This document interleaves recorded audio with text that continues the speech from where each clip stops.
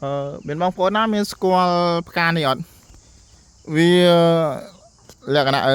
ផ្កាចេញមកវាមានពណ៌សនិងពណ៌លឿងនៅមួយគ្នា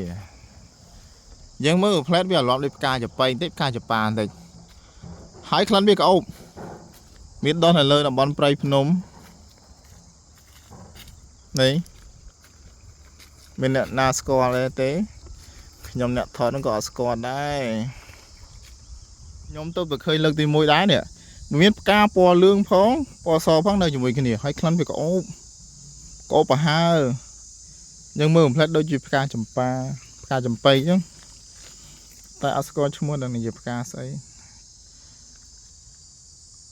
ស្អាតយកតែមែនតើតែម្ដងមើលដើមវាហើយស្លឹកវាអញ្ចឹង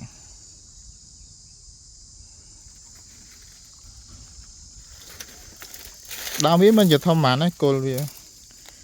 ប៉ិននេះប៉ិនក៏ដៃប៉ិនក៏ជើងអញ្ចឹងណាហើយនៅម្ដងទៀតអូអានោះបានស្រោចការឡើងស្រោចដើមតែម្ដងមើលដល់បងប្អូនណាស្អាត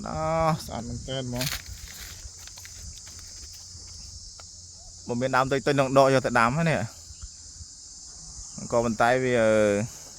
ដោះនឹងថ្មអញ្ចឹងនឹងដកមិនកើតទេបាទនេះពណ៌លឿងសុទ្ធមានលាយសមួយដែរហើយក្លិនវាក្អូប